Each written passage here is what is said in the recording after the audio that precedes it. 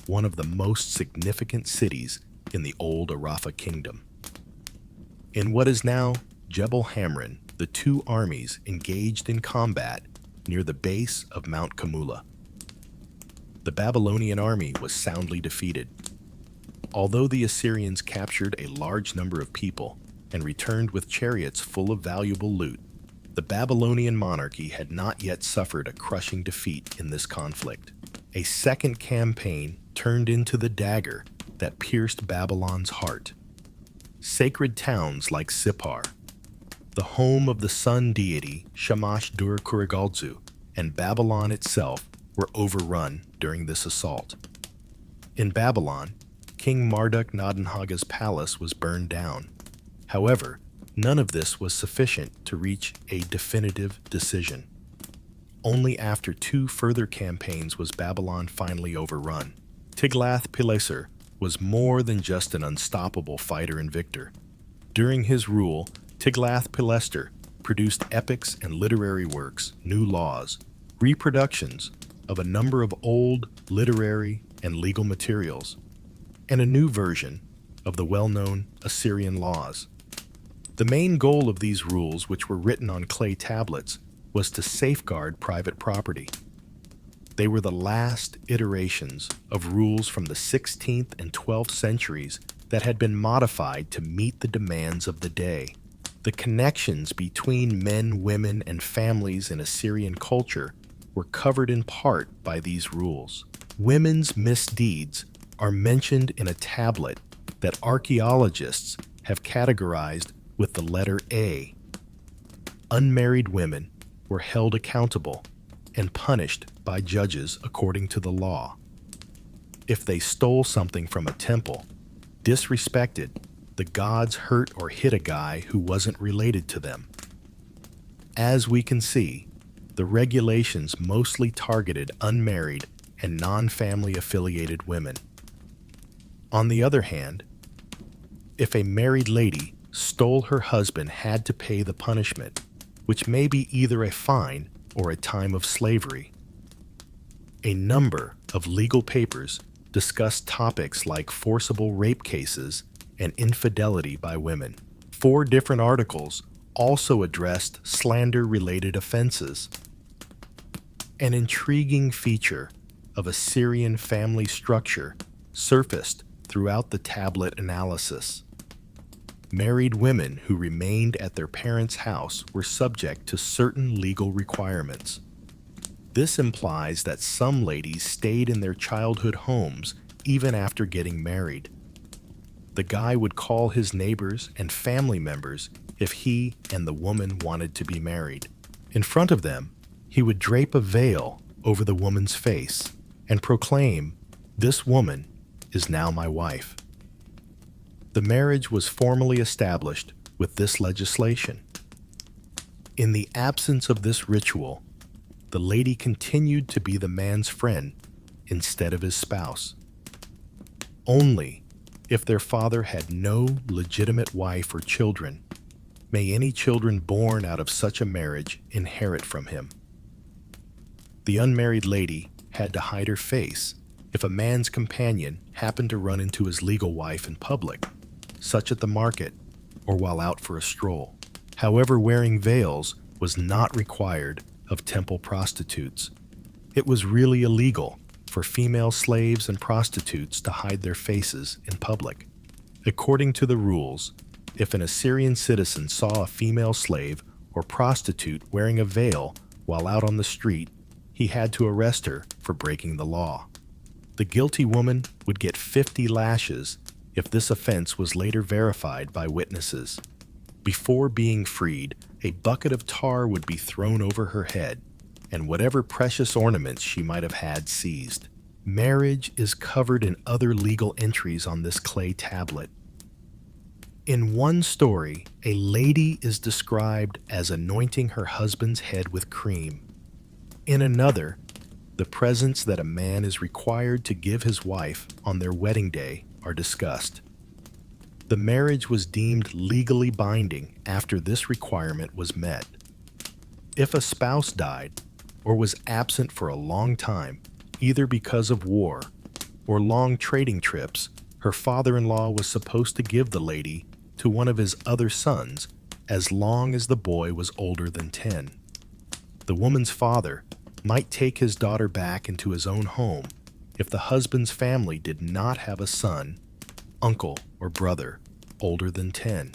But in this instance, he had to give back the dowry he had been given, because they demonstrate that women in Assyrian culture were viewed as commodities that could be traded or redistributed. These clauses are important. In addition, the body of a woman who purposefully ended her pregnancy was not interred in a cemetery, but rather impaled on a stake. Rather, it was left out in the open for vultures and jackals to eat. The regulations pertaining to private ownership of fields, gardens, and pastures were the subject of the clay tablet designated B. There were harsh penalties for tampering with the border stones that delineated private property and fields. The offender was sentenced to a period of hard labor as a slave, had his finger amputated, and endured 100 lashes if the crime was verified by witnesses. The Aramean nomads' arrival at the start of the first millennium was one of the most significant developments that would have a long-lasting impact on the Middle East. The Arameans started establishing kingdoms in Syria, the Euphrates Valley, and the rich southern Mesopotamian regions around this time. The Arameans moved south of Carchemish, where the Euphrates bends wide before flowing south from the start of the 10th century, according to artifacts found. 100 years prior, Tiglath-Pileser's border guards had not even permitted the nomads to get close to the Euphrates meadows. But the final obstacles were removed, and the Arameans started to settle during Ashurbanipal's rule. During the reign of Tiglath-Pileser II, they began to move eastward along the banks of the Tigris, leaving behind the Syrian deserts. In this area, new Aramean principalities were being formed and cities were changing hands. The three succeeding Assyrian kings, Ashur-Rabi, Ashur-resh-ishi, and Tiglath-Pileser, barely succeeded in halting the Aramean tribes' infiltration and assaults in the century after January. But things started to change in the Assyrians' favor once Ashur-Dan, the second heir, came to power.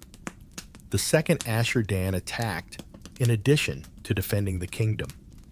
He put down the uprising of the inhabitants of Mount Maklub, northeast of Nineveh, and punished the mountain tribes who had invaded Assyrian land. He took back the city that had been taken by the enemy. The Assyrian people continued to live in extreme poverty in spite of all of these efforts, and many people perished from starvation and poverty during years with a bad harvest. By mending irrigation canals, creating agricultural equipment, promoting cattle breeding, and promoting animal husbandry, Ashurban also made steps to strengthen the nation's economy. In addition, he ordered new public buildings to be built. Adad-nirari, the second Ashurban's son, succeeded to the king, and Assyria's growth became more apparent. Adad-nirari started a planned and methodical expansion strategy. In order to regulate commerce with Cyprus and other Greek colonies, it was essential to reach the Mediterranean and take control of the Phoenician ports, much like Tiglath-Pileser did. But in two locations, the Arameans had barricaded the entrances. North of Nisibis, the Tur Abdin mountain guarded many Aramean princes in the area and blocked travel. The Bit Adini Aramaean Principality and the Neo-Hittite Kingdom dominated the roads west of the Euphrates that went to Syria. Adad-nirari conducted 4 attacks in a row into the Urartu area after forcing the way south of Lake Van. Then he grabbed Cilicia. He then proceeded south and said that he had expanded his frontiers at Babylon's expense after being provoked in a boundary conflict by Shamash-Mudamik, who had taken the fortifications of Arapha and Lubda. Thus began a new danger from the Assyrians against Babylon. The kings of Babylonia and Assyria later formed a boundary pact and attempted to fortify it by marrying their daughters to one another. But Adad-Nirari's conflict with the Mitanni kingdom in the northwest of Assyria was the bloodiest and most challenging. The monarch needed to breach the lock put in place by the Temanite Aramean leaders in order to move westward.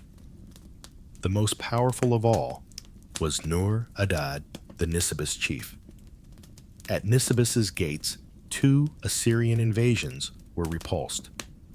After being forced to temporarily put off his primary goal, Adad-Nirari launched an attack on the nearby Aramean kingdom of Husarina, seized its capital city, and captured King Mamlu. The kingdom of Gadara followed. The Assyrians took control of a sizable portion of Mitanni after this kingdom collapsed. The princes in the area were now subject to Assyrian rule and were making tribute payments. Adad-Nirari then assembled his army and attacked Nisibis, eventually taking the city on his 6th try. He took King Nur-Adad to Assyria while he was shackled.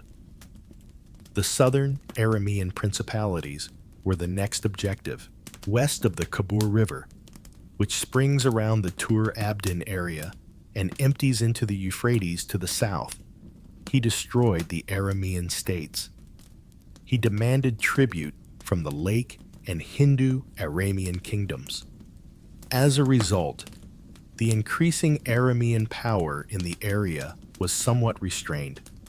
Following these victories, Adad-Nirari took on the long-forgotten titles of King of the Four Quarters and Shar-Kishati, which had not been used for 150 years. Shar-Kishati means King of the Universe. Tukulti-Ninurta II, his son, carried on his father's expansionist strategy. He conquered Mardin and Diyarbakir into Assyrian territory during a battle around Lake Van. Above all, however, he had to solidify Assyrian control over the territories his father had taken.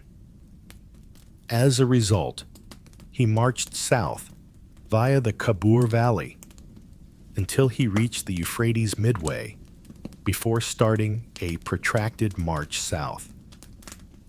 He subdued the warlike Aramean tribe known as the Utuateti in the southern region near Chisre, and he enlisted the surviving as slaves and warriors. As a result of this 5-day march, the princes of Hindanu Lake and Sirku agreed to pay tribute. The Aramean Principality of Haran was subsequently annexed by the army after it returned to the Kabur Valley and began another campaign. Thus, the Arameans were subdued and Assyrian rule over the Kabur area was established. The Assyrian monarchy started its time of revitalized prosperity and expansion by either eradicating or taxing the nearby Aramean princes on its western frontier. It then changed course and reached as far east as the Iranian plain. For the Assyrians, these areas were strategically significant due to their strategic worth, as well as their availability of raw materials. The natural riches of Anatolia had already been made accessible by the conquest of Nusaybin, Haran, Diyarbakir, and Mardin, as well as the taxing of the Urartians near Lake Van. But when these areas were conquered and their people were subjugated, there were sporadic rebellions and challenges to the centralized government. The Dagara tribe was one of these groups that had made its home southeast of Mount Karadog. They bred horses and cattle and made objects out of bronze, silver, and gold. The Kardu and Lulub peoples, who inhabited what is now Iraqi Kurdistan, were renowned for their animal husbandry, weaving, and bronze manufacture. The Mani called their territory Peshuas, and they dwelt on the banks of Lake Urmia. During an August campaign, the Assyrians first came into contact with this people. Following this campaign, 27 regional monarchs or tribe leaders, consented to honor the Assyrians. By the beginning of the 7th century BC, many of the tribes dispersed over the precipitous slopes of the Zagros Mountains had vanished. They were absorbed into the Assyrian Elamite and Urartinian communities after losing their independence. The Medes and Persians started to colonize the Zagros Mountains in the ensuing years.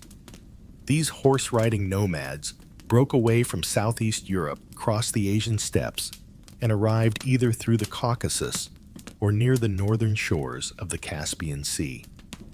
Traces of them may be found in excavations at Turang Tepe Hisar Tepe and the Nijavand Plain, south of the Caspian Sea.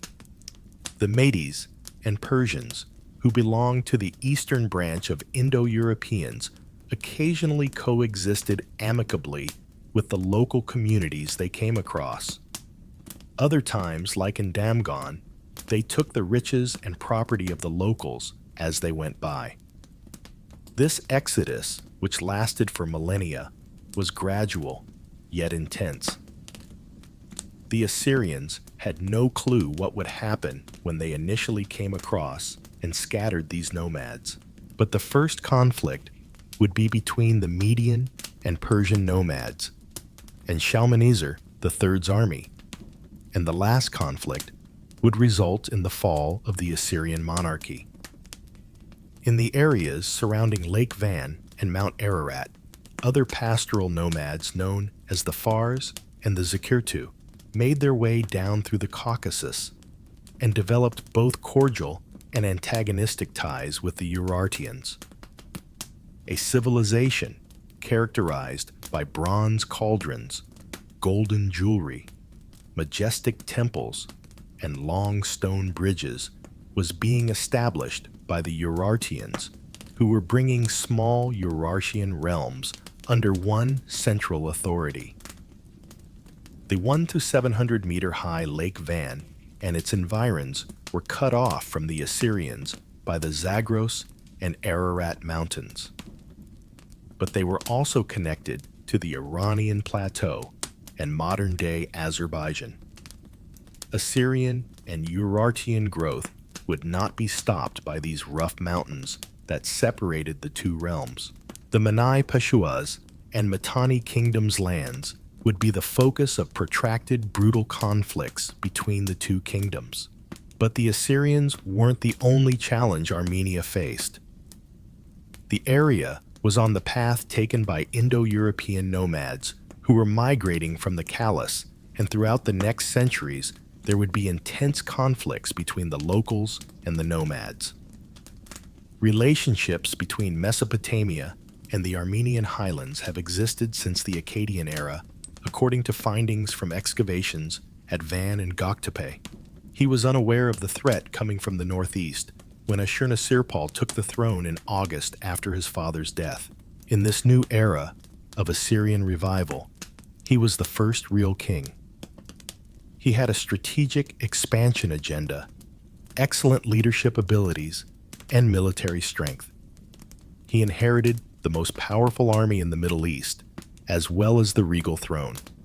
Experienced generals who had gained knowledge from previous conflicts were assigned to lead the cavalry chariot units, spear units, archers, and battering ram bearers, which were arranged into several divisions. In terms of harshness, Ashurbanipal also outperformed his predecessors. Several of his post-victory remarks, which have been preserved on inscriptions, provide light on this king's personality. I had the skins of all the chiefs flayed and positioned a pillar across from the city gate. I wrapped their skins around the pillar. I impaled some and fastened others to the post. Their commanders' limbs and legs were severed for me. I gouged out numerous victims' eyes and severed their wrists and fingers. Young men and women were burnt alive by me. Dominance of the Arameans by the Assyrians was not as stable as it seemed. Shaking off their yoke, the Aramean people in the area between the Euphrates and the middle of the Kabur sometimes rebelled against the Aramean leaders who worked with the Assyrians. The inhabitants of Suru revolted against higher taxes in the year that Ashurbanipal took the throne. They assassinated the participating chief and installed Bidadini's chief in his stead. But Ashurbanipal's troops quickly marched on the Arameans, and he put a devoted Aramean noble in charge. He also forced Lake and Swaby to pay tribute, seizing the chance. He founded a new colony close by and destroyed the city of Lushan, which was 30 kilometers south of Diyarbakir, during an expedition to the north the next year. He conquered the Tur Abdin Mountains and seized the territory of Nairi 3 years later. He also seized control of the Aramean principalities of Tidu and Sinabu. Ashurbanipal set up military garrisons in the subordinate principalities and deployed troops in the areas that had been overrun.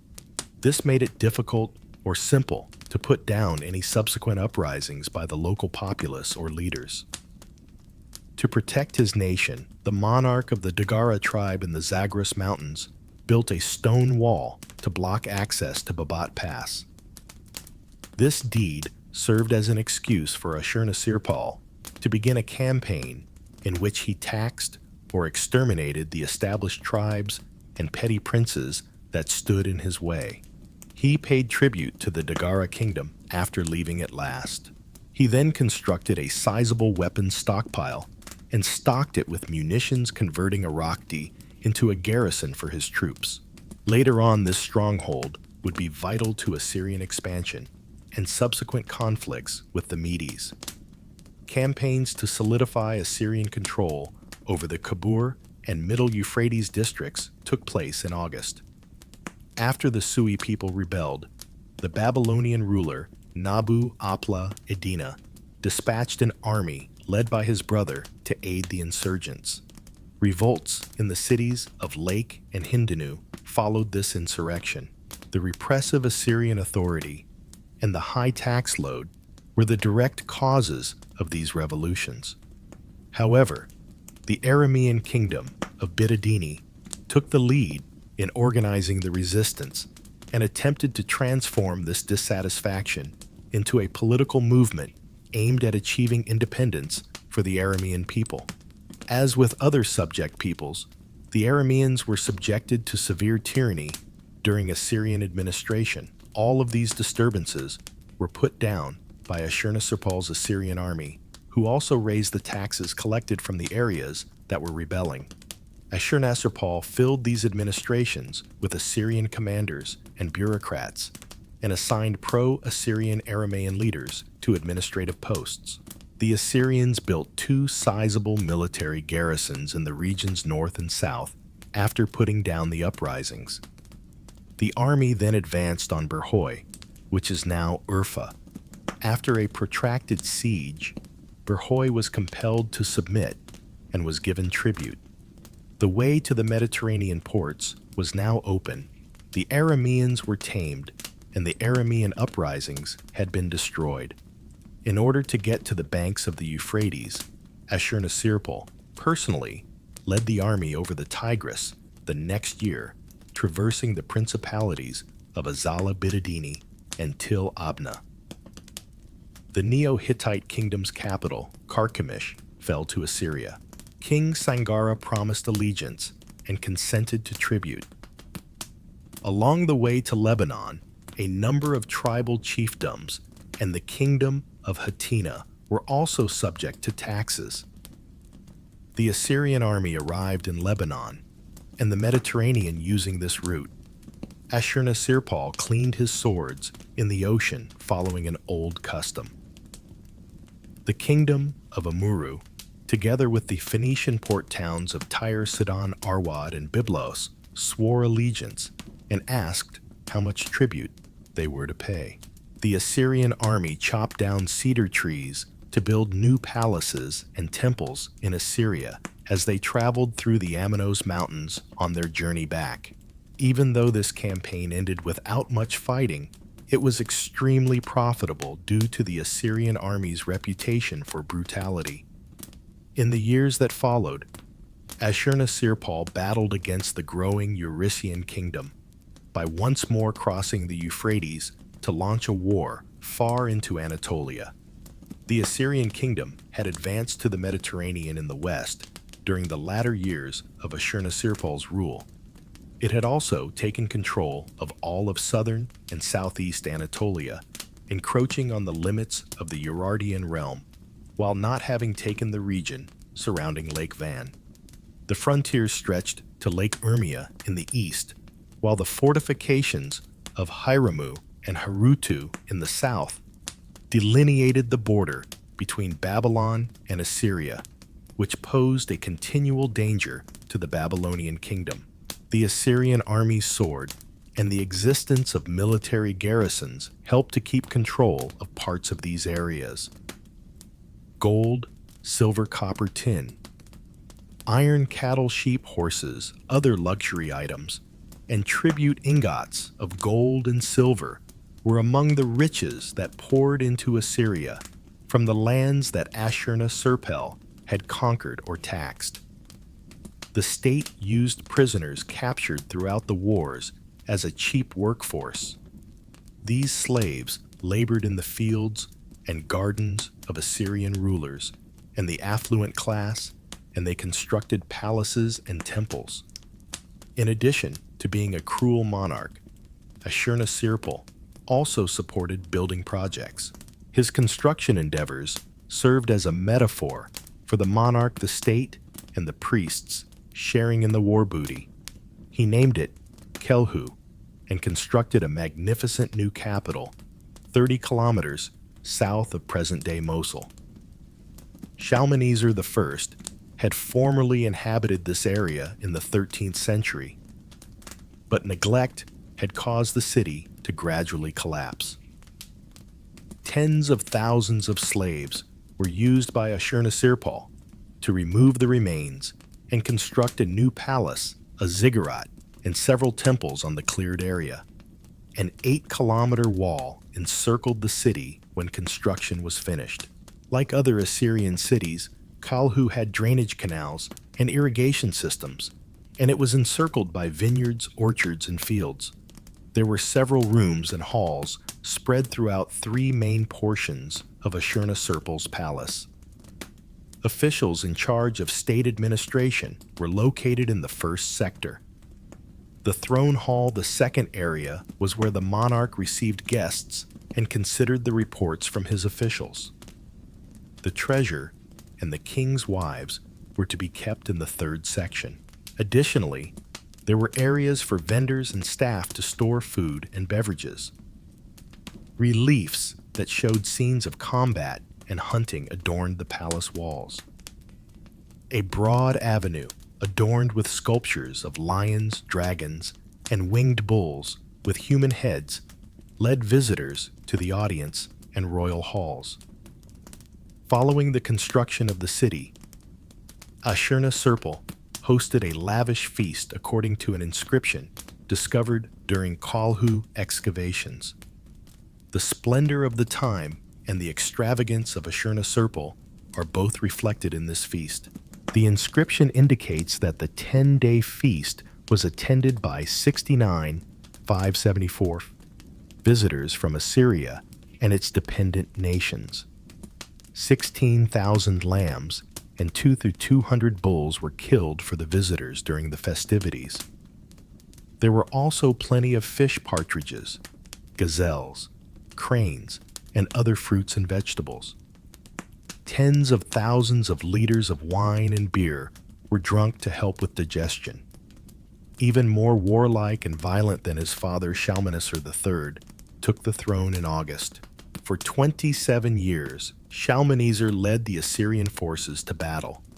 According to an inscription he left behind, he had already crossed the Euphrates 20 times, the Amenos Mountains 7 times, and ravaged Cilicia 4 times by the time he put his most trusted general in leadership of the army near the conclusion of his reign.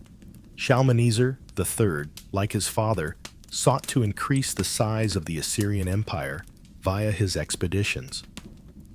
Following in his father's footsteps, Shalmaneser III launched a raid on the Mediterranean shore in the first year of his rule, symbolically washing his weapons in the sea's salty waves. He reclaimed power and demanded tribute by raiding Carchemish, Hatena, Bitadini, and minor nearby cities on his way back. The kingdom of Bitadini was the immediate target of this show of power. Bitadini, the roadblock at the route's entrance, had to be taken out in order to gain control of the Mediterranean ports. The Assyrian army returned the next year and besieged the capital of the kingdom of Bitadini, Tiglath-Pileser. At first, the siege was unsuccessful, since the city was successfully guarded by the Aramean king Ahuni and his army. Only after King Ahuni withdrew from the invading Assyrian army the next year, leaving his men without a leader, was the city taken. Bitru and Mutkanu, two former Assyrian strongholds that had slipped into Aramean hands, were later retaken by the Assyrians. King Ahuni and his family were taken prisoner during Shalmaneser's last battle against the Arameans, and they were sent to the Assyrian heartland with 22,000 other prisoners. As a result, Assyrian authority over the Mediterranean route was established. Tiglath-Pileser was put under the jurisdiction of the province of Haran and converted into a military fortress. The Assyrian army led by Shalmaneser marched north in August 3 years after Tiglath-Pileser was taken. As the army advanced through the modern city of Erzurum toward Lake Van, it destroyed towns and villages along its route. East of the lake, the Assyrians came over and routed King Arzushkin's Urartian army. They then pillaged the Urartian cities nearby and made their way back through what is now Hakkari. Shalmaneser began a campaign in the hilly area of Tur Abdin in August. All of eastern Anatolia was under the Assyrian army's control, including Lake Urmia, where they pillaged the area and captured numerous people. The Assyrian army returned to the outskirts of Aleppo the next year after crossing the Euphrates once more. The Neo-Hittite kingdom was put under tribute when its ruler swore allegiance to Assyria. All of Syria was not yet under Assyrian rule, but the eastern Mediterranean ports could now access the western portion of Assyria. Aramean nobility continued to rule over the kingdom of Damascus and the kingdom of Hamath. During that time, Damascus in particular was one of the most potent states. The independence of the Arameans was symbolized by these two kingdoms. A coalition of 12 nations opposed Shalmaneser's effort to overthrow the kingdom of Hamath. King Imidri of Damascus and King Erhuleni of Hamath commanded this coalition, which spanned from Israel to Cilicia. The united troops were described by Assyrian records as having 62,000 soldiers, 2,000 cavalry, and 4,000 chariots. An additional 1,000 camels from an Arab cavalry battalion joined the army. Despite suffering significant losses, neither side prevailed in the protracted and intense conflict. The Assyrian army launched another assault on the kingdom of Damascus in August. This Assyrian assault was repulsed by King Imidri with the assistance of friendly princes. Shalmaneser began raiding the south in the next years, aiming for Babylon, but he only crossed the Euphrates and marched into Syria 4 years later with an army of 120,000 soldiers. To counter the Assyrian menace, the Arameans had forged alliances with the Israelites and the Cilician princes throughout the course of the 4 years that separated them. The area remained outside of Assyrian control, even after the Assyrian army suffered significant losses and was unable to win. The Assyrians began a new attack in the area in August following the assassination of King Imidri in his Damascus palace. The new monarch Hazael set up his forces atop Mount Hermon and put up a valiant resistance. Strong walls encircled Damascus, which survived a protracted siege. After failing to take Damascus, the Assyrian army broke the siege and advanced toward Lebanon. King Jehu of Israel and the rulers of Tyre and Byblos paid Shalmaneser homage and gave him priceless presents on Mount Carmel. Shalmaneser now controlled the trade routes to the rich Phoenician ports, notwithstanding his failure to conquer Damascus or the other Aramean kingdoms. Assyria was receiving both the timber from the Amenos Mountains and the tribute gathered from these ports. Furthermore, the Phrygians in northern Cilicia and the Neo-Hittite states had been mainly defeated. Shalmaneser returned to southern Mesopotamia and Babylon in August of 1950. Furious with his brother Marduk-Zakir-Shumi, the Babylonian king Marduk-Bel-Usat demanded that he give up half of the kingdom. Shalmaneser took advantage of the situation and led his troops into Babylon while pretending to be a helper. After seizing two of Marduk-Belusati's cities, he launched an assault on Gananot, the capital of Marduk-Belusati. Along with his supporters, Marduk-Belusati was impaled, and the city was set on fire.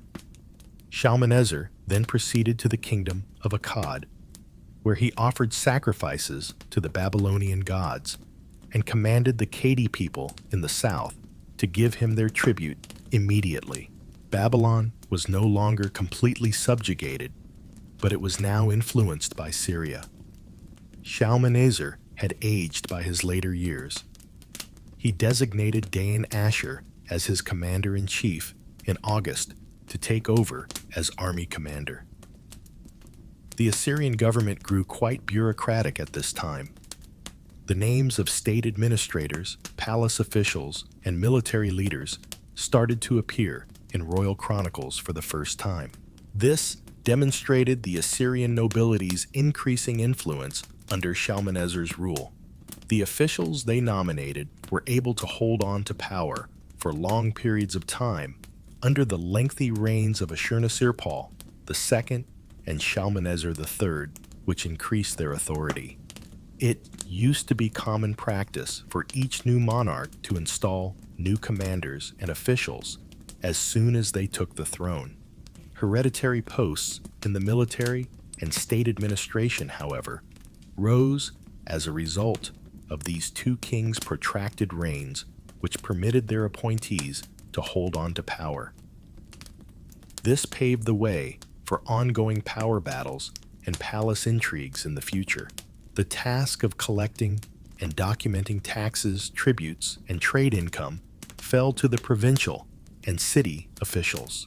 State income rose in tandem with the quantity of tribute and gifts. However, taxes were raised when military spending surpassed these receipts. The dependent kings and regional rulers transferred the cost of these levies to the peasants and working class. There were numerous uprisings across the kingdom, especially in Anatolia and Syria, as a result of the severe tyranny that the populace and slaves endured.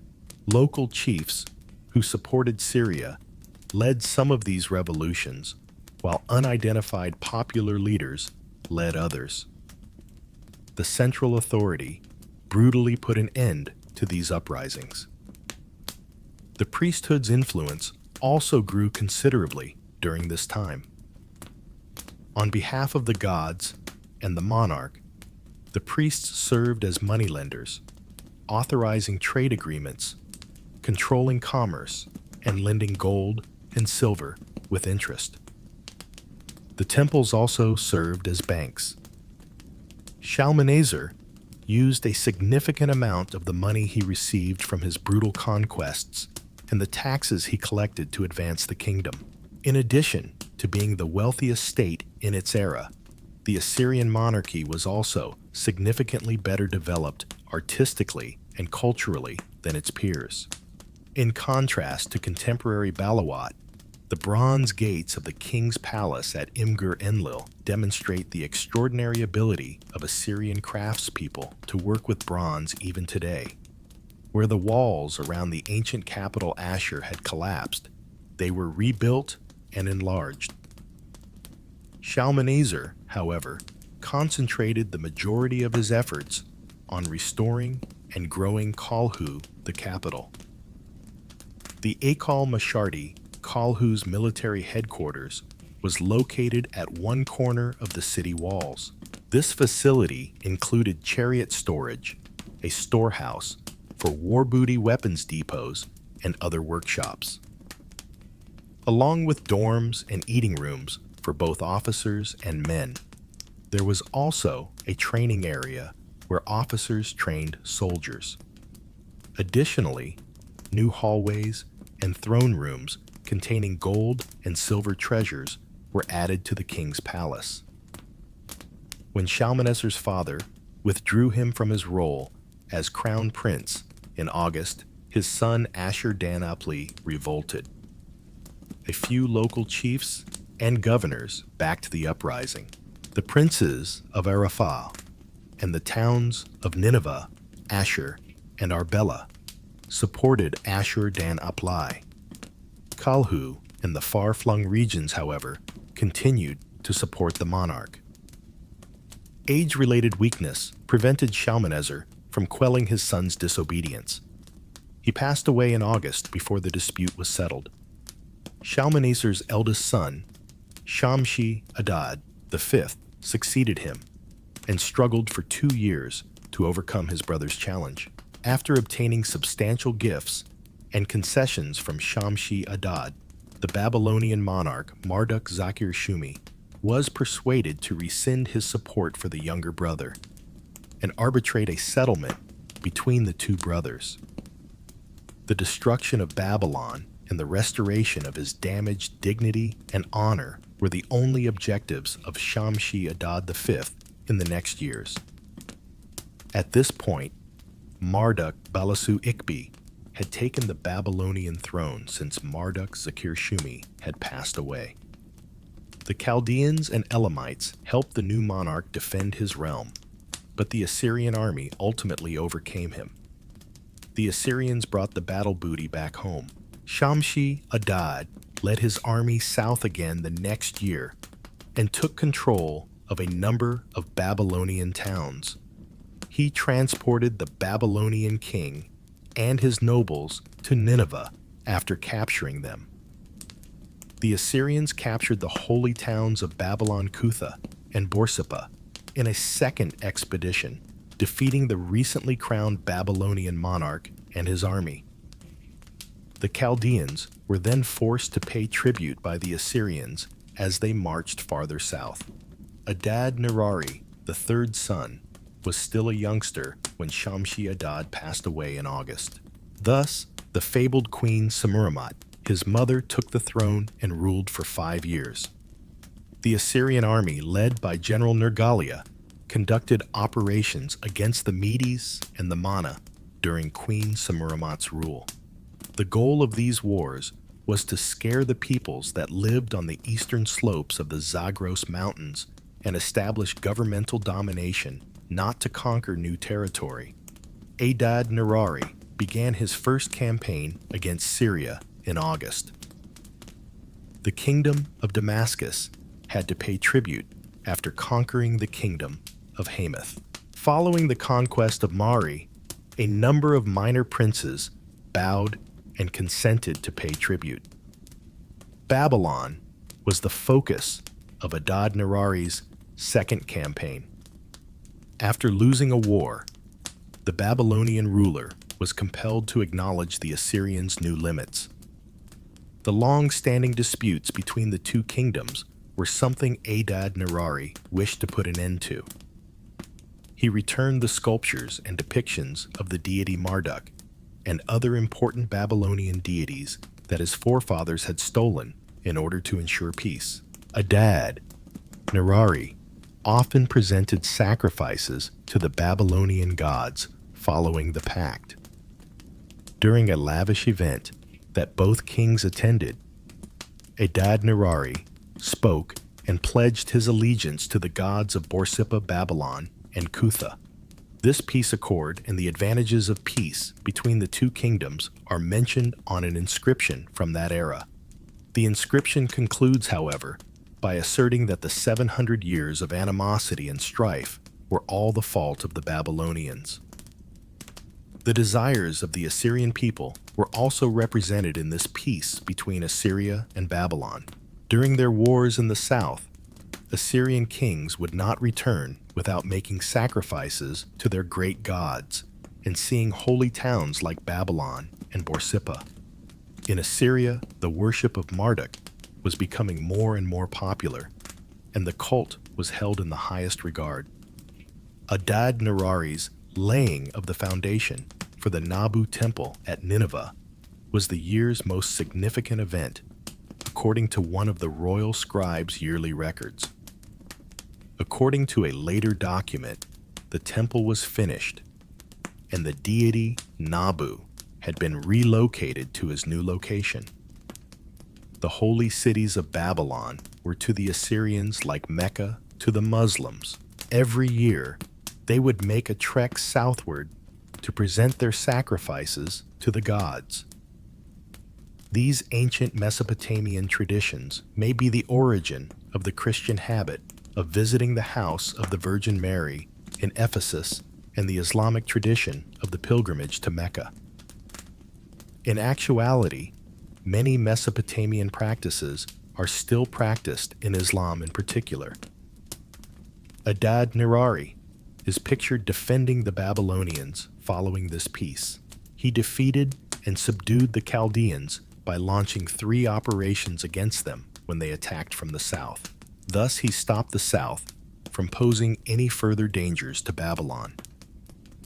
Documents discovered at Guzana, the capital of the Kabur province, provide the majority of what we know about the administrative organization of Assyrian provinces and provincial life during Adad-nirari's rule. The bulk of the population was still Aramean at the time these texts were produced, and Guzana had not yet been completely assimilated into the Assyrian system. They often revolted under Assyrian exploitation and control. The majority of the Arameans were farmers and small-scale cattle herders. Assyrian commanders and tax collectors, known as Nagiru, ruled over their communities. The area was used by the Assyrian monarchy to extract racehorses, grain, and gold. Guzana's cooperating governor had authority on par with that of a monarch. Only the Assyrian king, or the chief commander, who was the king's regional envoy, could give him commands. He was superior to the governor of nearby Nusaben in the provincial hierarchy and had the authority to call him upon. A sizable military and civil administration stood with the governor. These officials' wives and ladies shared a collective harem, maybe out of fear of the local populace. Local administrators known as Aboraku oversaw smaller communities and villages, while authorities known as Kapu oversaw small towns. Large herds were supervised by top shepherds as well. The majority of the locals who were Arameans were employed as servants, farm workers, and shepherds. However, a tiny percentage of them had been able to purchase their release by giving the governor silver. This favored elite, known as Zaku in Assyrian, was free from taxes and permitted to trade on a modest scale. With total power, the governor could do whatever he wanted with his area. Whatever he gathered from the populace became his own profit after he paid the wages of the commanders, soldiers, and bureaucrats and stocked the Assyrian army with food supplies. The governor would raise taxes and enforce strict restrictions on the populace if he believed his revenue was declining. The local Assyrian armed formations were commanded by the governor as well. He put an end to rebellions in the province by using these forces. When called upon for a campaign, several of these battalions were also ready to join the greater Assyrian army. 10-man gendarmerie teams, each under the command of a Rab-Essertai, were formed to keep the peace. The Assyrian military was mostly composed of these units: a chariot, 4 horses, 10 infantrymen, 10 daggers, 10 sets of armor, 10 shields, and 10 swords were all part of each squad. A cow or 10 animals were also given to each unit as food. Under Assyrian rule, the same administrative framework was used to run every region. The degree of local inhabitants' assimilation into Assyrian culture was the source of the province-to-province variances. While stable groups were more readily assimilated into the Assyrian system, some of the inhabitants were nomadic and opposed assimilation. Following Adad-Nirari's passing, there were numerous uprisings that rocked the country. Instead of fighting battles abroad, his 3 sons, who took the kingdom in succession following their father's death, concentrated on quelling these uprisings within the country. The Urartian kingdom, which consolidated control over several Anatolian kingdoms, also rose to prominence during this time. Shalmaneser IV was the first son of Adad-Nirari to take the throne. Shalmaneser ravaged the western Aramean states and pillaged Lebanon's woods once during his 10-year rule. Despite his 6 battles against the Urartian kingdom, he was unable to stop their progress. Shamshi II, the Assyrian army's commander-in-chief, was the most powerful person during this time, both under Shalmaneser's rule and that of his 2 brothers. An inscription that Shamshi placed at the gate of his palace in Tilbarsib honors his triumphs over the Urartians, and he commanded the forces against them. The inscription makes no mention of the king at all, indicating that Shamshi-Il's power had started to overtake the kings. His brother Ashur-Dan III succeeded to the throne after Shalmaneser. The Assyrian kingdom's collapse persisted throughout his rule. The internal political unrest was not much reduced by a battle with the Syrian princes or a few attacks against the Median tribes.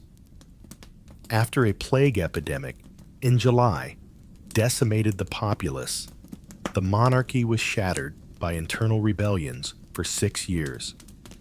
Instead of starting battles abroad, the army stayed in the nation and concentrated on quelling these uprisings.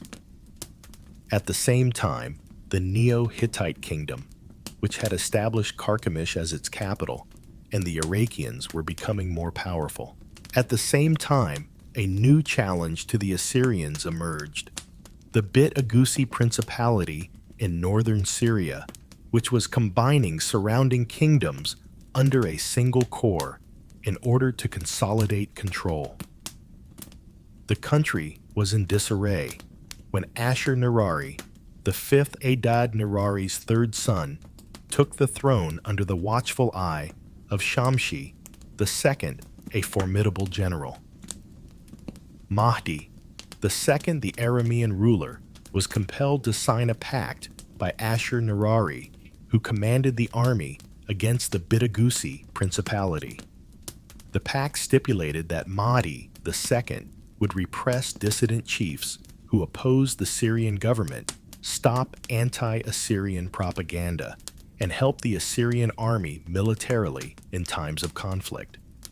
The goal of this pact was to combat the Urartians' increasing danger in the area, but Miti said he would not uphold the conditions of the pact if the Assyrian army departed the area. The most important incident during Ashur-Nirari's rule was still this treachery. The balance of power between the clergy and the nobles was also upset by the kingdom's decline. Ashur-Nirari was assassinated in a palace coup in July. Tiglath-Pileser III Adad, Nirari's 4th son, succeeded to the throne after this coup, presumably as the brains behind his brother's murder. With Tiglath-Pileser, the Assyrian throne found a ruler who would transform the kingdom into an empire, following in the footsteps of the ancient strong monarchs. Internal revolts were promptly put down with the assistance of local rulers. On the 13th day of Ayar, which is thought to have occurred in April or May, Tiglath-Pileser III took the throne. He was already in charge of the army's operations against the Chaldean princes in southern Mesopotamia by Tishrit, which was probably in September or October. Crushing the local nomadic tribes, the army pushed to the Persian Gulf without coming into contact with the Babylonian towns. In brief conflicts, the Chaldeans in the area were swiftly vanquished. In order to demonstrate his innate ability to guard these hallowed locations, Tiglath-Pileser made stops at the temples in Babylon Borsippa and Shuta on his way from Sippar to Uruk. He was greeted with great festivities by the monks in these cities. He also intended to demonstrate that he was the guardian of the Babylonian throne, which had been ruled by Nabonassar for the previous 3 years. Tiglath-Pileser began a foray into the Zagros Mountains during his second year in power. They occupied various parts of the mountain range. The army returned with a great deal of loot, and fear spread across the neighboring areas. In order to address the Syrian issue, the third campaign was started. As previously stated, Bidagus's king, Mati-Il, had betrayed his contract with Ashur-Nirari and subsequently joined forces with other Syrian kingdoms to fight Assyria. The king of Urartu, Sardur III, also backed this union. This geographical alliance also included the kingdom of Kukurova, the Urartian allied states of Melidu, Urgum, Komuhu, and present-day Cilicia. The union of Upper and Lower Aram is mentioned in an inscription discovered close to Aleppo, suggesting that all of Aram had united behind a single front. Tiglath-Pileser III led a strong force in July toward the Bid-Agusi alliance's capital, Arpad. But the Assyrian army ran into the Urartian army before they could reach the Euphrates. Sardur sought to establish Urartian authority in the area and hoped to stop the Assyrians from moving into northern Syria. The two forces engaged in combat close to Birachik today. The Assyrian army's greater numbers and sophisticated tactics proved too much for the Urartians to handle. Sardar withdrew the rest of his force in the direction of Anatolia. Instead of pursuing the fleeing Urartians, Tiglath-Pileser kept moving in the direction of Arpad, his primary objective. The siege of Arpad lasted for 2 hard years, from July 1942 to July of that year. Assyrian soldiers took control of the area between Hama and the Amenos Mountains during this time. The inhabitants of Arpad, however, resisted the siege. It took 2 years for Arpad to fall, and the news rocked Syria. To pledge their allegiance to Tiglath-Pileser and pay their respects, the rulers of Carchemish, Damascus, Tyre, and Gurugam traveled to Arpad. But complete Assyrian control over Syria has not yet been established as a result of this triumph. A new coalition was established in Syria the next year to oppose Assyrian rule, while the Assyrian army was on a campaign in the Taurus Mountains. This time, the alliance was commanded by the king of Samal, which is located close to the Gulf of Issos. He began a rapid and forceful attack against the United Kingdoms in July. He merged the Samal and Hama kingdoms into the newly established Assyrian province structure after destroying them. This led to the Assyrian conquest of the kingdoms of Damascus, Samaria, Tyre, Byblos, Carchemish, Hama, Samal, Gurgum, and Casca. Assyrian power started to feel its influence even in far-off places. Both Queen Zabiba of the Arabs and the rulers of Tabal in Anatolia bowed and started honoring Assyria. For his own gain, Tiglath-Pileser altered Syria's political landscape. He focused on eastern Anatolia and the Zagros Mountains. Indeed, Assyrian invasions against the Urartians and Medes characterized the years 07-1937 to July. The governor of Mazamua and his provincial army conducted the first campaign, which was a raid. Several Median tribes were compelled to pay tribute following this war against them. Following this expedition, the Assyrians became aware of the Medes' enormous population and area. The region inhabited by the Median tribes was thus referred to as the realm of the Medes or Media in the Assyrian inscriptions. The Assyrian forces proceeded to the slopes of the Demavend mountain, which is where modern-day Tehran is situated during this campaign. The Assyrians taxed the Medes and took 65,000 Median nomads and 5,000 horses. Later, these Medes were moved to the Diyala area. Tiglath-Pileser led an Assyrian army north to the area between Lake Van and the upper Euphrates the next year. The objective of this war was to strike the Urartians hard and force them to surrender. During their 600-kilometer march, the Assyrian army destroyed cities and villages along the way and took control of the castles in the southern Urartian kingdom. These fortifications were inhabited by Aramean families from Shamal. The commanders of these fortifications were tasked with maintaining control over the conquered territory by deploying strong Assyrian warriors. This guaranteed the collection of taxes from the area and safeguarded the northern frontiers. The Urartian capital, Tushpa, was under siege by the Assyrians in July. However, the siege was eventually lifted because of the Urartians' fierce resistance. A security buffer against future Urartian raids on Syria and Assyria was established by the Assyrian conquest of the southern Urartian kingdom at the end of these campaigns.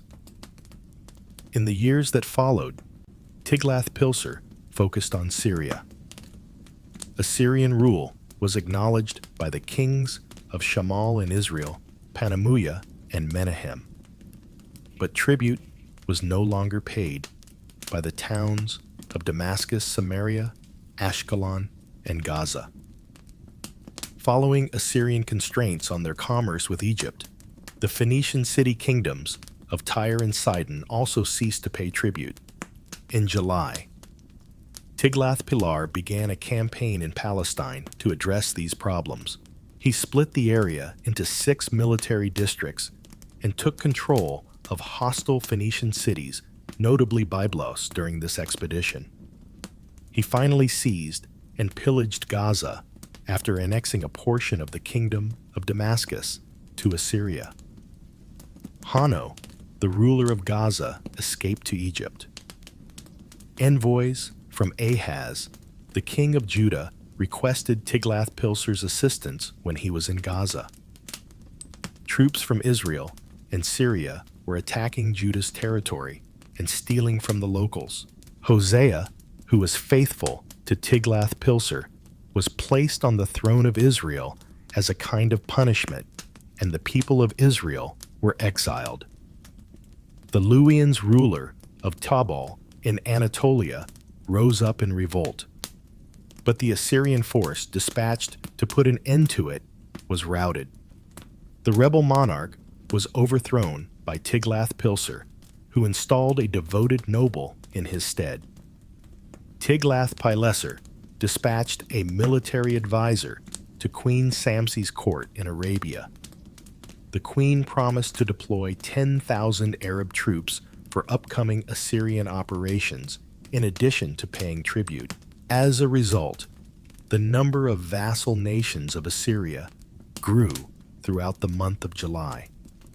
The kingdoms and populations of Syria and Palestine had been enslaved by the operations against them. These territories saw no notable changes in the last years of Tiglath-Pileser's rule. The southern region of Mesopotamia was the next objective. After Nabonassar, the king of Babylon, passed away in July, his son Nadinu succeeded to the throne. A military leader by the name of Nabushum-Uchen assassinated Nadinu during the second year of his rule. A nobleman from the Chaldean Bit Amukani tribe named Ukenzair overthrew Nabushum-Uchen and ascended to the king 2 months later. Tiglath-Pileser, like earlier Assyrian rulers, was against the Chaldeans of Aramean descent. However, Ukenzair wasn't the only one who received punishment. To restore the region's power balance, the petty kingdoms and tribes of southern Aram had to be subjugated to the Assyrians and compelled to pay tribute. Tiglath-Pileser III was concerned about the upheaval in Babylon and wished to keep control of the area. In order to punish not just the Bit Amukani tribe, but also any other Aramean tribe that was creating or was going to cause problems, he marched his army to Babylon. After first defeating the Pukadu tribe, the Assyrian army annexed their area under the province of Arapha. The Bitsalani and Bitsa Ali tribes were then assaulted by Tiglath-Pileser. Farmland was burned, villages were devastated, and their leaders and nobility were either slaughtered or taken prisoner. Approximately 120,000 peasants were evicted to the interior by force.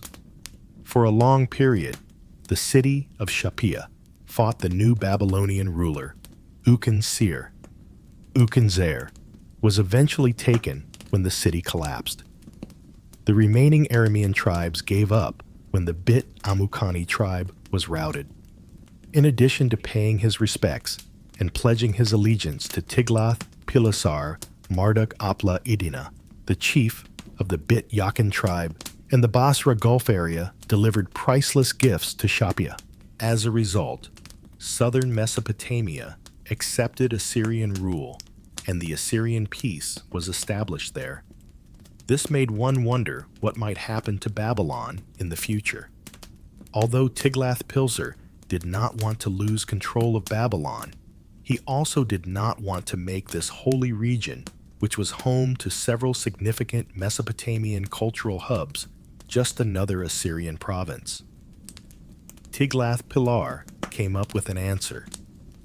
He made sure Babylon remained under Assyrian rule on the outside while preserving its internal autonomy. He took on the titles of King of Babylon and King of Sumer and Akkad to formally establish this arrangement.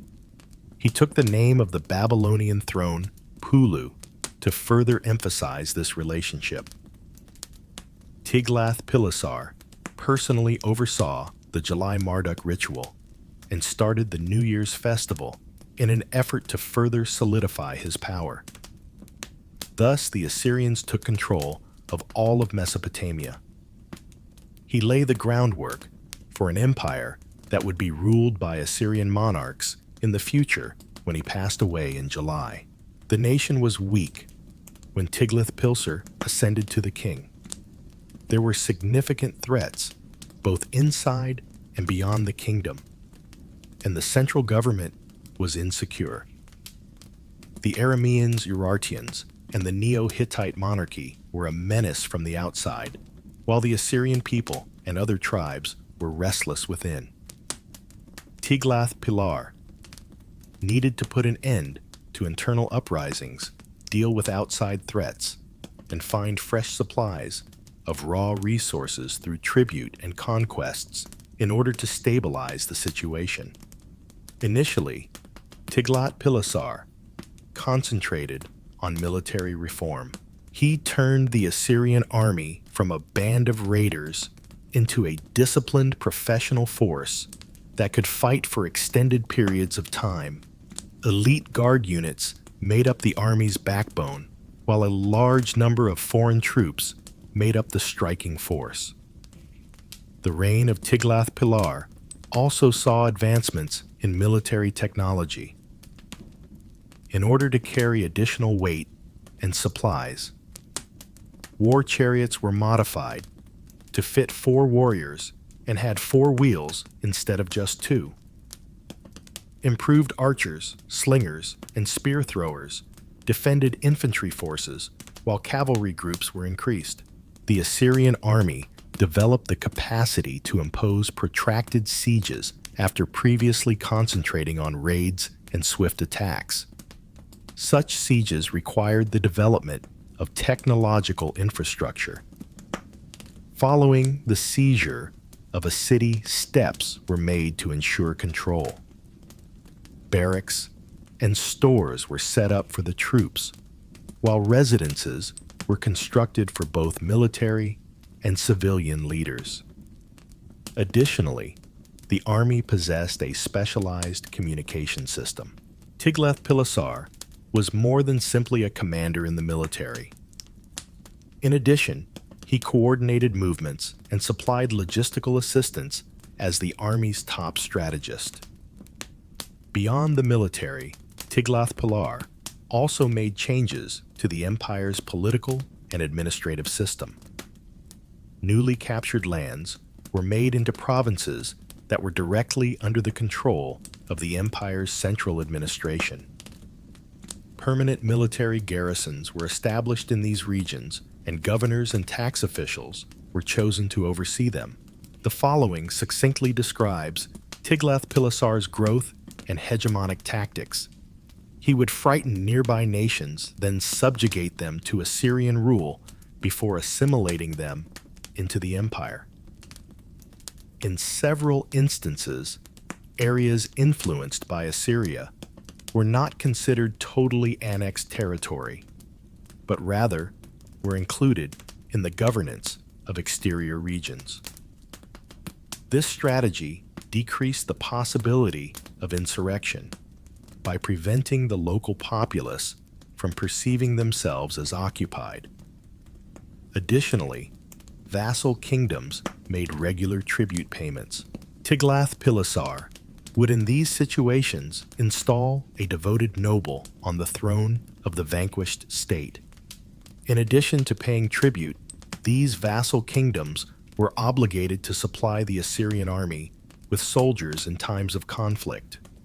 To uphold Assyrian influence and assist the local leaders, Assyrian military and civil specialists were positioned in these areas. The Assyrian monarchs' customary deportations grew along with the expansion of their sphere of influence throughout this time. Deporting the inhabitants of the conquered territories to other countries hindered and damaged their attempts to gain independence. This program led to the deportation of 30,000 Arameans from the Hama area to the Zagros Mountains. 50,000 Iranian military prisoners were sent to southern Mesopotamia, while 150,000 Chaldeans were expelled from southern Mesopotamia to the north and northeast. Fortresses and military garrisons were built in the areas that had been conquered. In an effort to establish themselves and Assyrian dominance in the area, Assyrians resided in the communities that were developed around these garrisons. The Assyrians chose to settle quietly rather than via coercion and tyranny, respecting the customs and beliefs of the local population. Nevertheless, the inhabitants of the conquered areas sometimes rose up in rebellion and attempted to overthrow Assyrian authority. His son, Shalmaneser V, succeeded to the throne upon the death of Tiglath-Pileser, although his rule was brief. After a protracted siege, Shalmaneser marched against the dissident Israelite king Hosea and took Samaria as his capital. During his rule, the area of Cilicia was also added to Assyria, according to subsequent sources. Because the Assyrians and Arameans had long been excused from paying taxes, Shalmaneser also eliminated their tax exemption privileges, which made him unpopular with his own people. Sargon II had to contend with a problematic legacy both inside and beyond the country when he took the throne in July during the month of Tibet. The Urartu Kingdom. Egypt and the Elamites were getting ready to strike.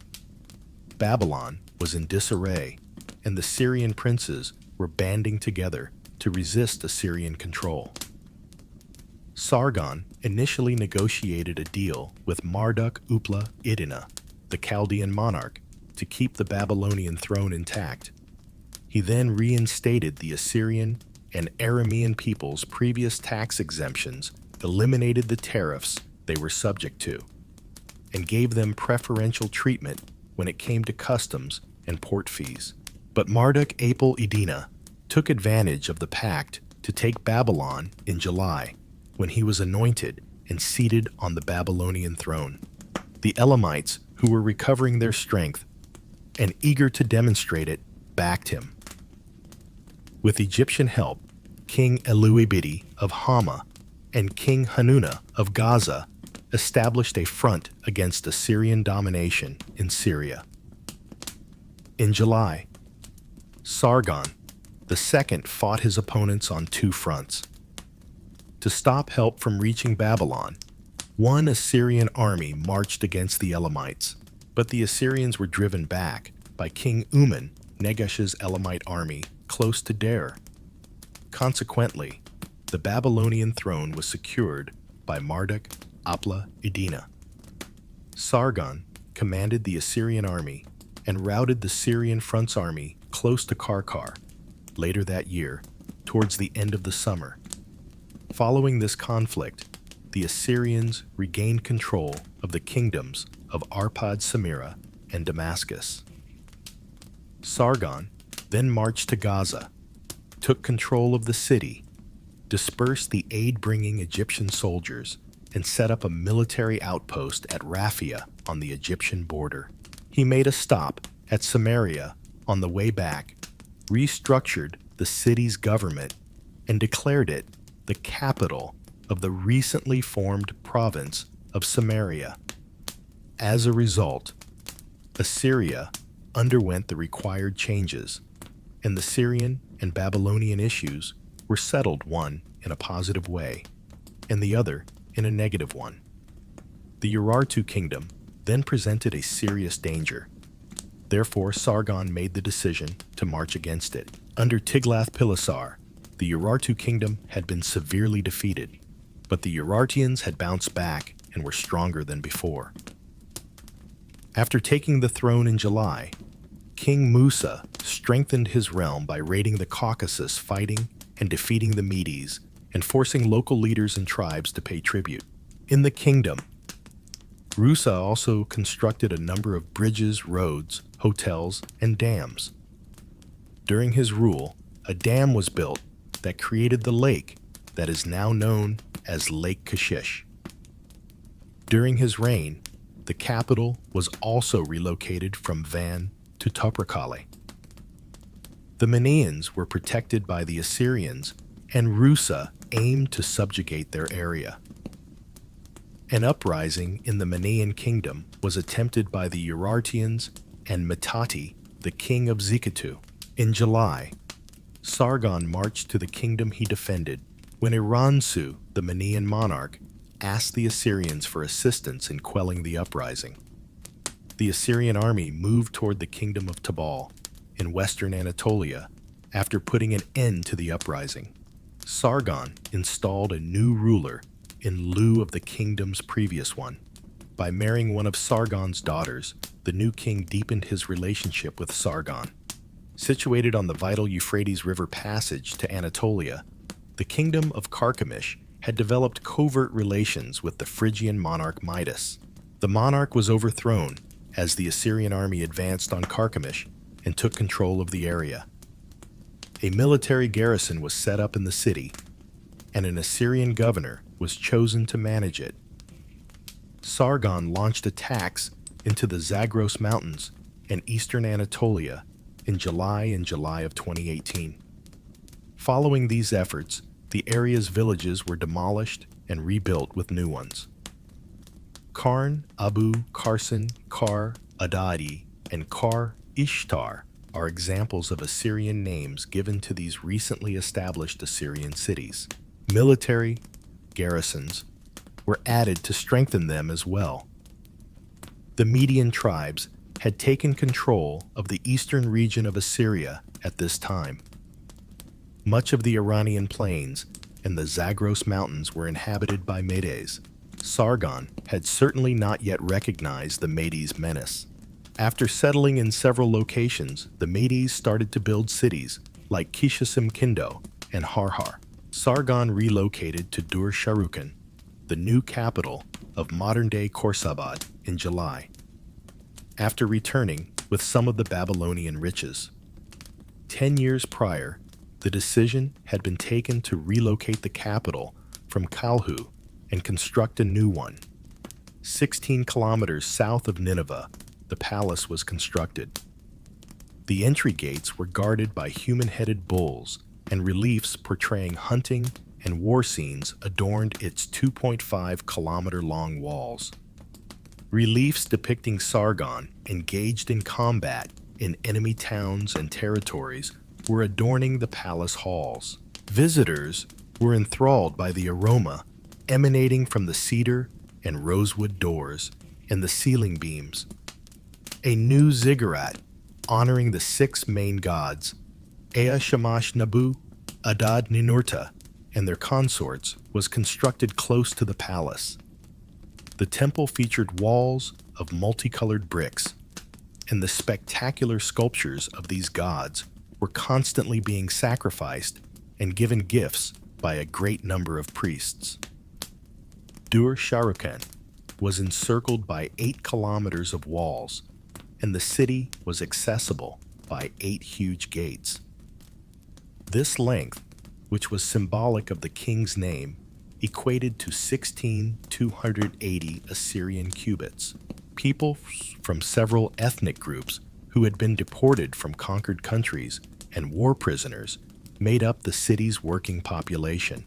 Sargon sought to erode the identities of those from many ethnic origins and languages by bringing them together and preventing them from participating in political activities. Priests and security personnel were also assigned the responsibility of educating these displaced people about Assyrian customs and beliefs. Following his death in July, Sargon II left behind Sennacherib, his son, a prosperous kingdom brimming with riches and precious stones amassed via taxes, war booty, and the sweat of the working class. Sennacherib was a seasoned leader with knowledge of both foreign policy and state management, but as soon as he took the throne, rebellions began. Sennacherib crushed the insurgent masses and put their commanders to death in response to these disturbances. He then put a lot of pressure on ethnic groups who weren't Assyrian.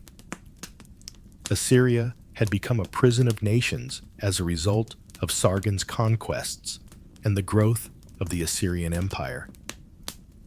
The empire's internal revolutions were being covertly supported by Egypt, Urartu, and Elam, 3 nearby powers that sensed the growing threat posed by Assyria. Furthermore, Assyrian identity had been undermined by the practice of putting Assyrians in border cities and strongholds and moving conquered populations within Assyrian land. The downtrodden majority now included the Assyrians, who had assimilated with other ethnic groups. Being Assyrian or not has lost all significance for the Assyrians. All peoples were equally affected by the absolute monarchy's repressive reign. From our point of view, Sennacherib's harsh nationalist demands on non-Assyrian communities were intended to promote Assyrian nationalism. Naturally, the idea of nationalism was different back then than it is now. It served only as a means of distinguishing Assyrians from non-Assyrians. By giving the Assyrians a higher standing than other ethnic groups, the governing class which included the monarch, the affluent palace, elites, bureaucrats, and priests, sought to ease social tensions. Sennacherib sought to avoid disintegration and refocus popular anger by establishing a dominating ethnic group or country. The Chaldean aristocrat Marduk-Zakir-Shumi assumed the Babylonian throne shortly after Sargon's passing, but soon after Marduk-Apla-Iddina, the previous Babylonian monarch, deposed him and took back the Babylonian throne for the second time. The nomadic tribes of southern Mesopotamia and the general populace backed him. Additionally, the Elamites maintained their previous support for Marduk-Apla-Iddina. Sennacherib assumed charge of his army and advanced on Babylon in reaction to this development. He sent the remainder of his army to battle the Babylonian Elamite allies close to Kish, while he besieged Kuta, which was located on the route to Babylon. Sennacherib hurried to aid his forces fighting at Kish as Kuta's citadel swiftly collapsed. Marduk-Apla-Iddina was forced to leave the throne once more after the Babylonian Elamite coalition army was routed by the Assyrian soldiers. Sennacherib put Bel-Ibni, a Babylonian prince, who had grown up in the Assyrian court, on the throne of Babylon following this triumph. The nomadic tribes that rebelled were then subdued by the Assyrian army. Rich loot taken from the Babylonian palace was brought back by the troops. The Babylonians persisted in opposing Assyrian control. Musasib-Marduk, a Chaldean nobleman, was anointed king of Babylon by the Babylonian people during this period. In order to create a unified front against the Assyrian menace, Musasib-Marduk utilized diplomacy and gifts to bring together many tribes from the Zagros Mountains, as well as other Aramean and Chaldean tribes. The Elamite army served as this alliance's primary attacking force. Two armies faced off along the Tigris River, near what is now Samarra. The Assyrian army lost this brutal conflict between archers, mounted troops, and chariots. However, the Allied forces also sustained significant casualties. The Elamite leader perished, along with thousands of soldiers and nomadic warriors. Sennacherib's recovery from the effects of the war took 2 years. The Elamite king had a stroke in June. Using the king's sickness as an excuse, Sennacherib advanced on Babylon. Babylon was taken using ladders and battering hammers. The lines of an inscription made after Sennacherib's destruction give us an idea of how Babylon was devastated and how its people were massacred. I piled the carcasses of the murdered into the municipal squares. I devastated the city and its homes with fire. From foundation to roof, I destroyed them. I annihilated the gods, the ziggurats, and the brick temples. To ensure that no one could ever discover the city, the temples, or the gods again, I flooded Babylon and constructed canals from the Euphrates into the heart of the city. I cleaned it all away and ruined it. The Elamite monarch had slain Sennacherib's son, and he had exacted revenge. Until now, Babylon and her inhabitants had never suffered from the worst of the Assyrian monarchs. In Mesopotamia, Babylon, Borsippa, and Kish were considered sacred towns. In Assyria, people also worshipped Marduk and Nabu, the city's patron deities. Why, therefore, would Sennacherib demolish this holy city together with its inhabitants, priests, and temples? Sennacherib caused enormous devastation for a number of reasons. First, in opposition to Assyrian rule, Babylon served as a symbol and a hub of independence for the peoples of southern Mesopotamia. All of the uprisings in the area were headed by Babylon. Furthermore, these uprisings were frequently planned and supported by Babylonian priests and prophets, whose prophets had become less accurate during Assyrian control. The temples of Marduk provided the gold that the Chaldean Marduk used to create the final unified front. Sennacherib's anger was primarily motivated by his intention to crush the region's aspirations for independence, as well as to exact revenge on his son. The Assyrians developed a feeling of racial supremacy under Sennacherib's rule. Assyrian identity was reinforced by Sennacherib's policies, which granted benefits to the Assyrian people and led them to despise the ideals of other ethnic groups. As a result, Assyrian soldiers destroyed other people's cultural artifacts and broke religious sculptures. The Assyrian warriors' destruction of higher cultures and massacre of their creators are reflections of Sennacherib's agenda. However, the Assyrian palace was in disarray following the crown prince's killing. Assyrian custom dictated that the king's eldest son would succeed to the throne upon his passing. The monarch had to select a successor from among his other sons in the event that the oldest died. Esarhaddon was the youngest of Sennacherib's 5 sons. As previously stated, Princess Nakiai, the daughter of a Babylonian noblewoman, was Sennacherib's final marriage. Nakiah had a son named Esarhaddon. This queen, called Zukatu in Assyria, sought to establish her authority by putting her son on the throne. But the priests and affluent Assyrian elite hated the concept of a monarch whose mother was not Assyrian, and they backed Sennacherib's other sons. No significant military expeditions were initiated during this time of royal intrigue and fierce power conflicts. Central Anatolia's Tabal kingdom proclaimed its independence. The lost border castles of Urartu were reclaimed. Hezekiah, the ruler of Jerusalem, rebelled against Assyrian control when the Hebrews were agitated by the Egyptian pharaoh Taharka. An outbreak of cholera wiped off an Assyrian army that was besieging Jerusalem.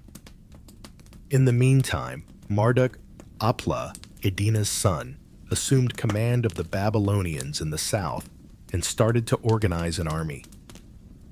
The task of upholding the empire's power and protecting his father's heritage fell to Sennacherib. He was unable to concentrate on international policy due to internal palace conflicts. Sennacherib proclaimed Esarhaddon, his youngest son, the crown prince, under the persuasion of Queen Zekatu. The palace intrigues were more intense as a result of this choice. Esarhaddon's appointment was challenged by his siblings and their allies. Palace life was controlled by a number of intrigues and machinations. The majority of the populace and a few priests rejected the Assyrian priests' attempts to defend the destruction of Babylon and its hallowed temples. Those who opposed it thought that Babylon would be rebuilt, the temples would be restored, and a savior would arrive. Queen Zekatu used this circumstance by using her followers to propagate the idea that her son was the rescuer.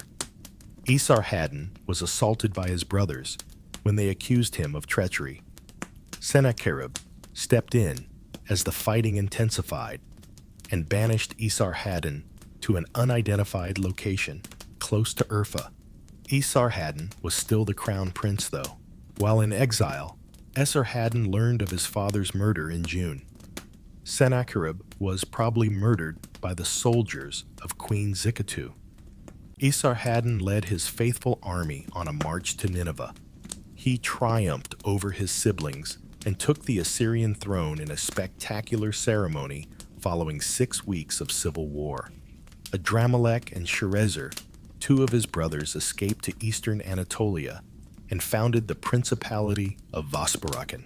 which is located south of Lake Van. Those who had revolted against Esarhaddon were first punished. Numerous aristocrats were sent to isolated coastal regions of the nation together with their families. The Assyrian elite's income and riches were seized and their taxes were raised. After Babylon's remains were removed, plans to restore the city got underway.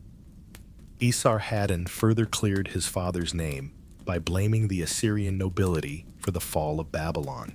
The Assyrian temple of Asherah, known as Esagila, was restored alongside Babylon's most revered temple. Esarhaddon sought to bring the people back into harmony by honoring their respective religions. Non-Assyrians were no longer prohibited from entering Assyrian temples.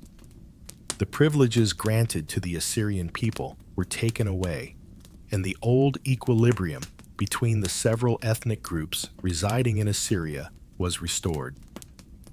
The Assyrian god sculptures were cleaned and restored at the same time as the god statues in Asad-Allah were being renovated. They even sent some of the sculptures back to Babylon. But for many years to come, the statue of Marduk would stay in Assyria. Additionally, Esarhaddon abolished the prohibition on commerce in Babylon, Borsippa-Nippur and Sippur, enabling the towns to once again function as hubs for intercultural trade. Nomads had taken up residence on vacant fields in the south and were cultivating the land without paying taxes. Esarhaddon fixed the problem by launching a campaign in these areas. Assyrian Elamite ties improved when the Elamite king's brother Erduk succeeded to the throne after his death. Peace and political stability replaced the turmoil in the southern areas. Under the Pax Assyrica, or Assyrian peace, the area extending to the Persian Gulf was now governed by the Assyrians. But elsewhere in the empire, turmoil was simmering. After defeating the kingdom of Phrygia and pillaging the Black Sea coast, the Sumerians returned to the Assyrian frontiers after a prolonged absence.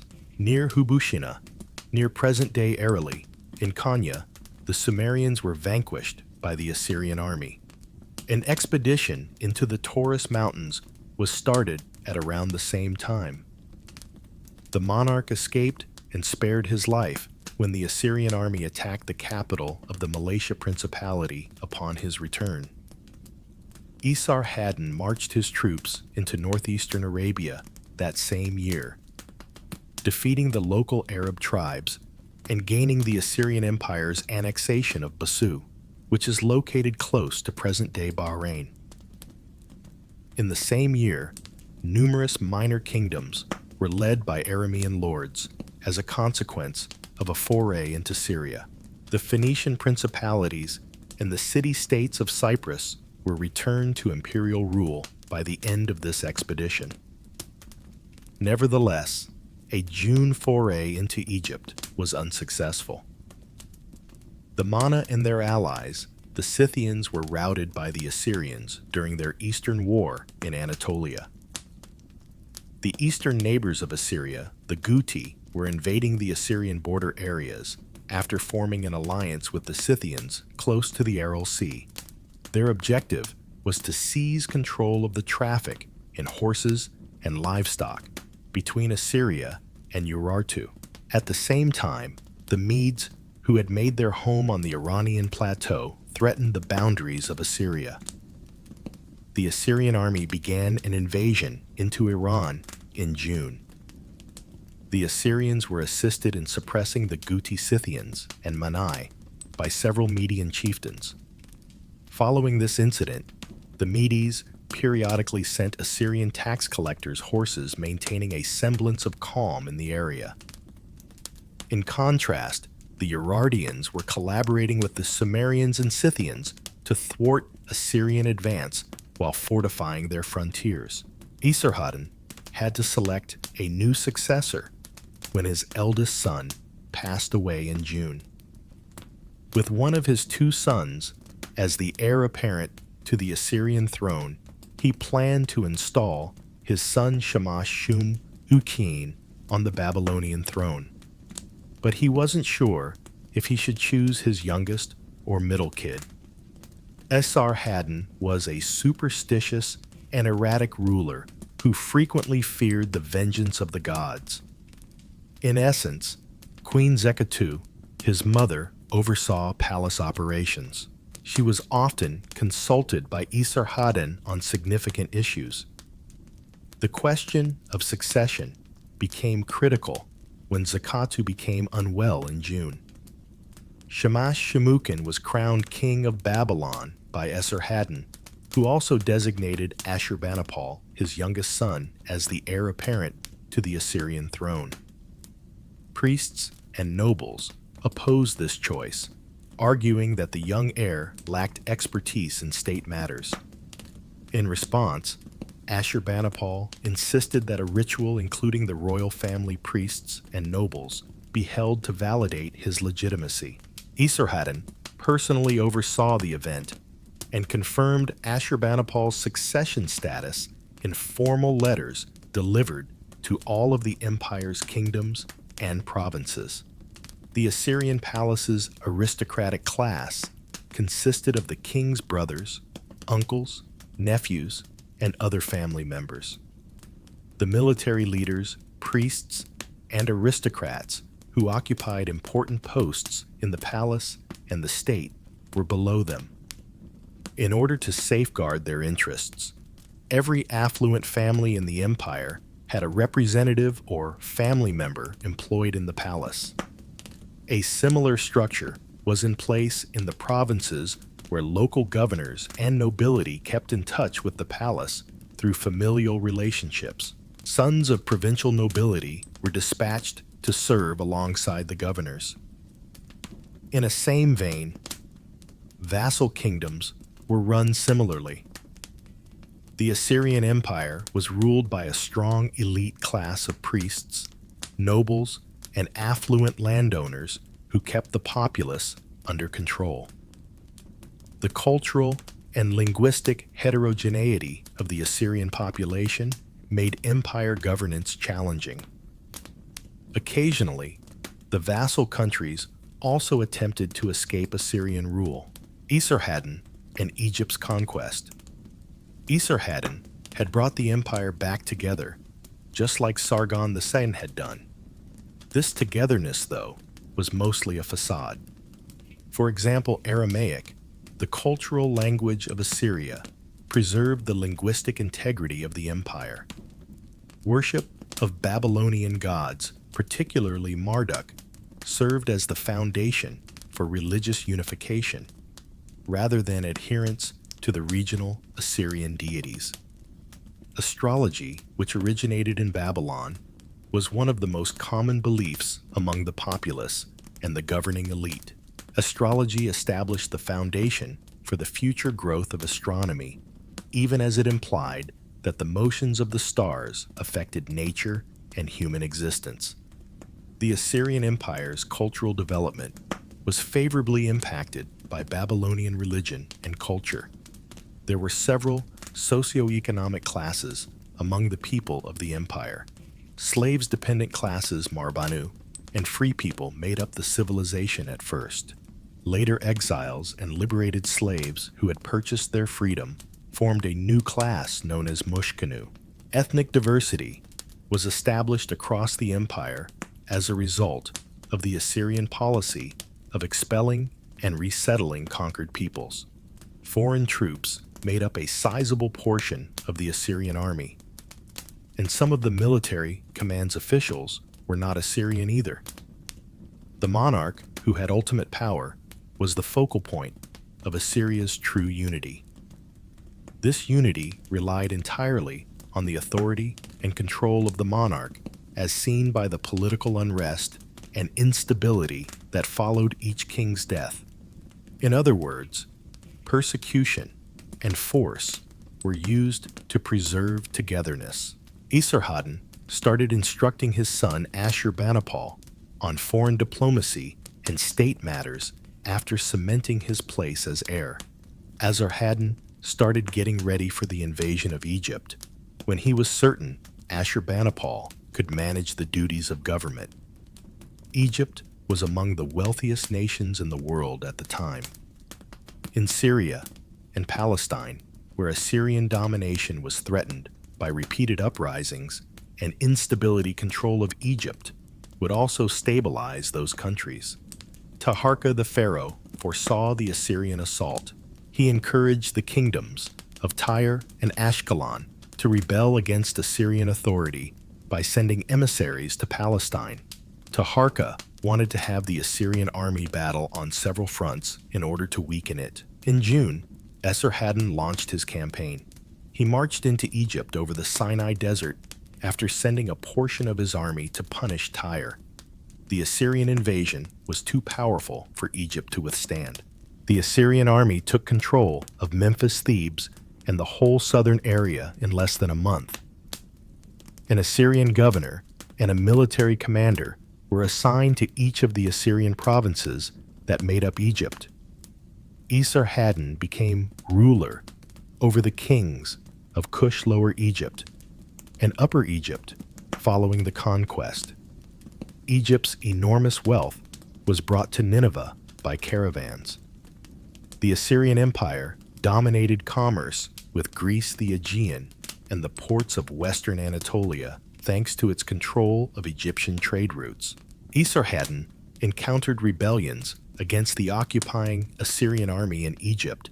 After his return to Nineveh, he intended to personally spearhead an effort to put an end to the uprisings 2 years later. But in June, he passed away en route.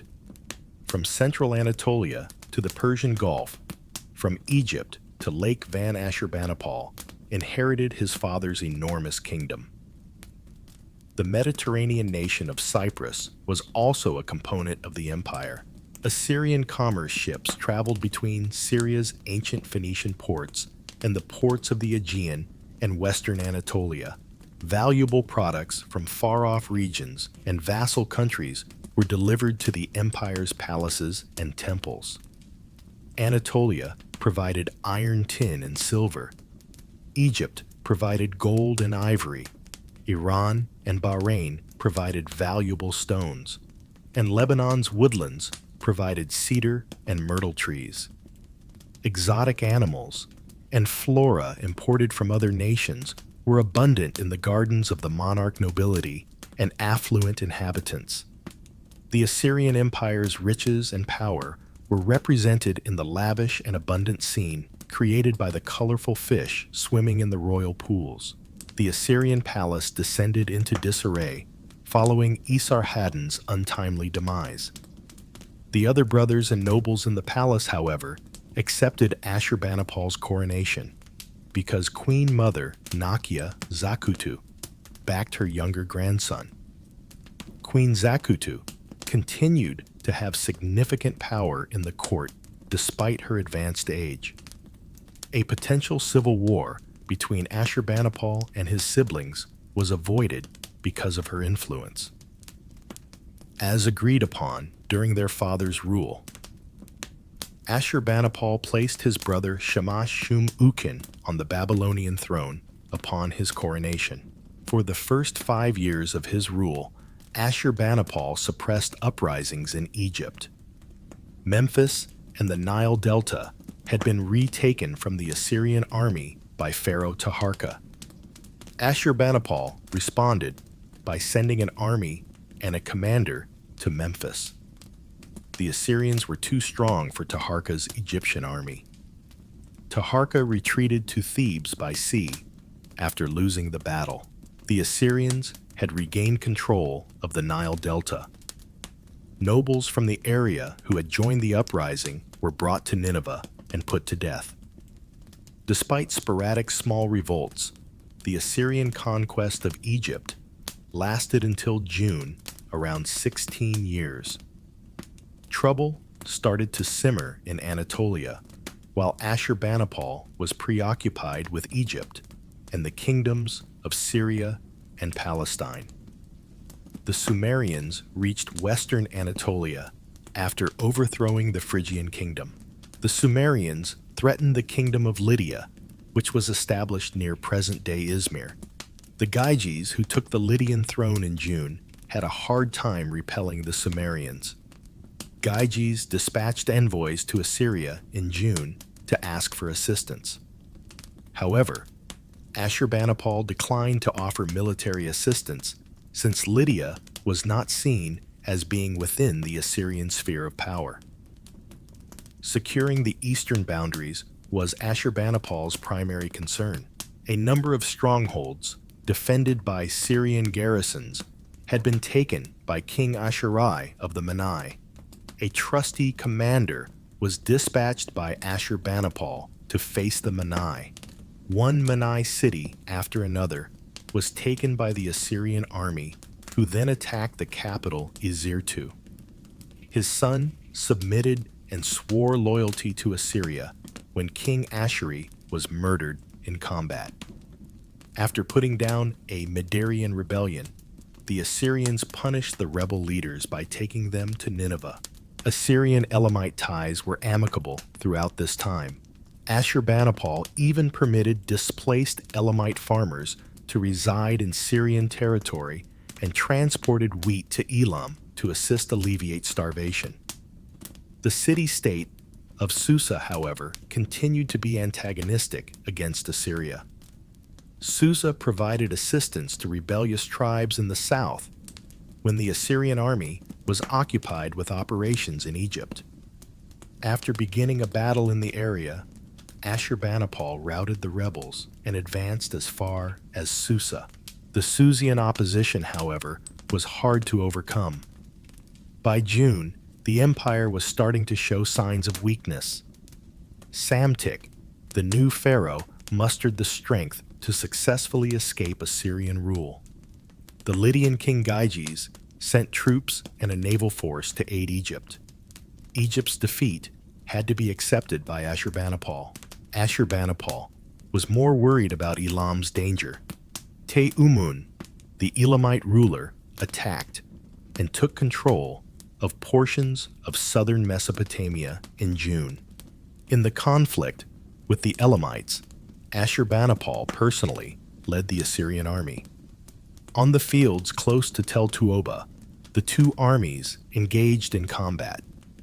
The Elamites were vanquished at the conclusion of the conflict.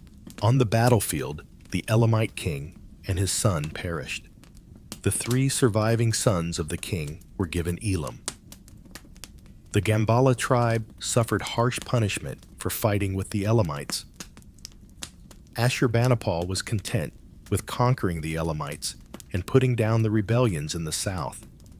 He put an Assyrian guard battalion and advisors under the direction of Nabu Bel Shumate, a descendant of Marduk Apla Edina, and designated him ruler of southern Mesopotamia.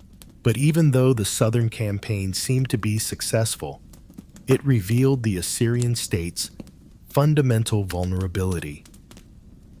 Because of the empire's excessive growth, it was challenging to maintain control over the many ethnic groups using only force. Uprisings were starting in Anatolia as the army was quelling rebellions in southern Mesopotamia. Resentment against Assyrian persecution and domination evolved into open animosity in places like Uruk and Nippur. These historic cultural hubs felt like prisons because Assyrian garrisons ringed them. Assyrian troops quickly put an end to any opposition.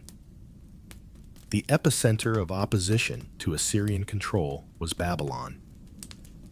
Shamash-shum-ukin, the brother of Ashurbanipal, was unhappy with the small area he controlled in Babylon. For him, the towns of Babylon, Borsippa, Kutha, and Sippar were insufficient, and Ashurbanipal closely monitored them. Shamash-shum-ukin publicly defied his brother in June. In order to fight Ashurbanipal, he aimed to form an alliance with Arab tribes, southern Mesopotamia, Egypt, and the Syrian city-states. To gain support, he gave out a lot of presents, money, and silver. The Elamite monarchs who owed their thrones to Ashurbanipal and southern Mesopotamian governor Nabu Bel-Shumate supported Shamash-Shum-Ukin. Ashurbanipal made the decision to step in. He dispatched a commander to the south and positioned his troops near Babylon, Babylon's ally. The Elamite army was routed with ease. The Elamite ruler was then overthrown in Elam when Ashurbanipal covertly backed a coup there. Elam was controlled by pro-Assyrian rulers for a while. In the meantime, Babylon and the neighboring cities remained under siege. Babylon fell in June, following a siege that lasted 3 years. The defenders burned the city down in the last seconds. Shamash-Shum-Ukin flung himself into the fire and perished instead of being taken prisoner by his brother. They swiftly took control of the remaining Babylonian cities. Additionally, the uprisings in Chaldea and the Persian Gulf region were put down. An Assyrian nobleman who reigned as a governor rather than a monarch took over Babylon once it was restored. Ashurbanipal led his troops into Elam in June. Elam was assaulted by the Assyrians from two sides. One army came from Babylon, the other from the south. Susa was among the cities in Elam that had been totally devastated by the end of the campaign. The populace was sent to Assyrian land and sold into slavery. Neighboring states were compelled to capitulate after Elam was destroyed. As a token of allegiance, Cyrus the Persian monarch paid tribute to Nineveh. The Arabs were the only group in Mesopotamia that escaped punishment. Shamash-Shum-Ukin had been backed by the Arabs during the Babylonian-Assyrian War. Furthermore, Assyrian communities in Syria and Palestine have been invaded by some Arab tribes from the Syrian desert. They were to be punished by the governor of Damascus. Bedouin tents were set on fire, and the populace was impaled as Assyrian armies surged over the desert. Judah's monarch was overthrown, and many who had been banished from Susa and Elam settled in Samaria. The Arabs were chastised. The nuclei of resistance in southern Mesopotamia were crushed, and Elam had been reduced to a wasteland. Sardis had been burnt and ravaged by the Sumerians in Anatolia. Gyges, the Lydian monarch, died, and his son Artus took the throne and swore allegiance to the Assyrians. After pillaging the temple of Cybele at Ephesus, the Sumerians tried to march on Cilicia, but a strong Assyrian force in the area routed them. Unrest was still caused by the Sumerians, who refused to settle down and remained nomadic. In order to defend his realm from the Sumerians, Urartian king Rusa II made an effort to win Ashurbanipal's favor and kept cordial ties with the Assyrians. The Assyrian army battled non-stop for more than 30 years under Ashurbanipal's rule. Ashurbanipal directly oversaw military strategy and foreign affairs from his palace, but Assyrian officers commanded the majority of these conflicts. Of all the Assyrian rulers, Ashurbanipal was the most avid hunter and athlete. His palace's walls were adorned with sculptures of deer and lions and hunting themes. These engravings showed the monarch himself, who took great satisfaction in his hunting prowess. Ashurbanipal was a wise and intelligent king, in addition to being a skilled hunter and soldier. He gave the following description of himself in one inscription: "I have perfected every writing technique that the sage Adapa taught me. I've examined the earth's and sky's indications. At assemblies, I argue with academics and show the most seasoned diviners what liver marks imply.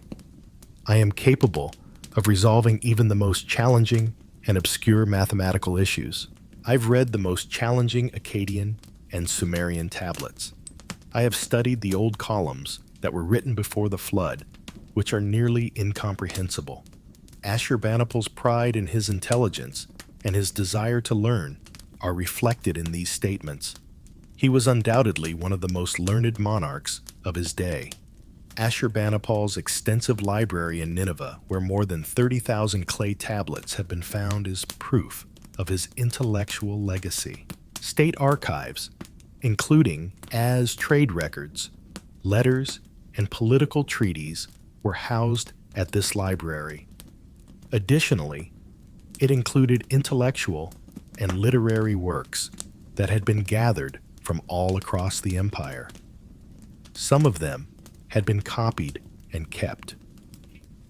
In addition to scholarly literature on medicine, astronomy, arithmetic, and geometry, the library had thousands of epic poetry hymns, prayers, and folk songs. Ashurbanipal's extensive cultural heritage offers insight into the Assyrian Empire's creative and intellectual accomplishments. Ashurbanipal had a strong interest in the visual arts as well. His palace's reliefs exhibit an unprecedented degree of Assyrian artistic intricacy. It is evident that painters of Ashurbanipal's era had started to move from abstract to realistic representation when they depicted a wounded lion, a charging horse, or an archer firing an arrow. Assyrian sculpture and relief art evolved toward a more realistic aesthetic under Ashurbanipal. After 42 years in power, Ashurbanipal left behind a large empire when he passed away in June. This empire spanned the Persian Gulf to central Anatolia and the Iranian plateau to the eastern Mediterranean. Two of Ashurbanipal's sons were born. With the help of his chief general and instructor, Sincham-Lishir, the first Ashur et al-Ilani took the throne. But Ashurit el-Ilani's rule was short-lived, as he was already very sick when he assumed the throne. Following his passing, Sincham-Lishir, the top general, ruled for a short time until Ashurbanipal's second son, Sin-Shar-Ishkun, was formally anointed king. Kandel-Anu, the Assyrian governor of Babylon, passed on that same year. After Kandel-Anu's death, the city of Babylon did not install a new ruler, despite the fact that the Assyrian military garrisons in Babylon and the neighboring cities first acknowledged the authority of Ashur et al-Ilani and later Sin-Shar-Ishkun. For a year, Babylon was without a ruler, which undermined the power of the monarchy in both Assyria and Babylon. Anatolia, meantime, was on the verge of disaster. After driving away the Sumerians, the Scythians invaded Syria between Euro 6, 1930 and June, pillaged the area, marched to the gates of Jerusalem, and then proceeded into Egypt. The Chaldeans and Arameans started to rebel in the Persian Gulf area of southern Mesopotamia. The southern Mesopotamian Arameans have been worshipping Marduk and Nabu for ages.